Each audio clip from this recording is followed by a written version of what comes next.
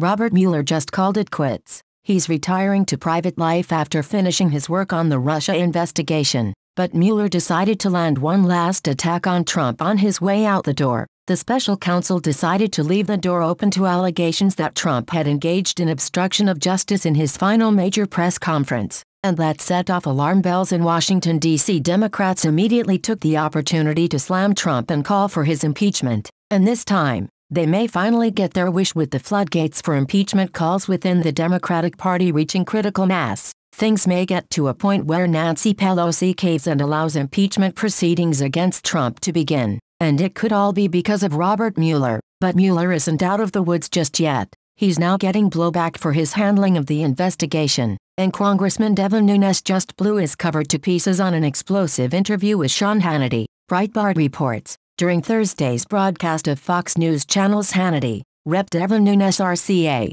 the ranking member on the House Intelligence Committee, criticized Department of Justice Special Counsel Robert Mueller for the remarks he made during his public statement earlier this week. Nunes didn't pull any punches, slamming Mueller like never before. "Well, I want to start by making sure the American people understand what Mueller did yesterday. I think they've done a pretty good job, but people also forget one important point. Mueller trying to do this a victory lap. He tried to talk about the Russians that they found, the Russians that they prosecuted. I just want to remind people that the House Republicans on the Intelligence Committee had that over a year ago. And Mueller, or if he's so concerned about these Russians, why did they obstruct our report from getting out? So, our report is still heavily redacted. Sean, he was so blatantly dishonest yesterday that he says, well, the Office of Legal Counsel says that you can't indict a sitting president. Well, he should have been gone after day 2. He has no Russians, except for the Fusion and Clinton Russians, and possibly the dirty cop,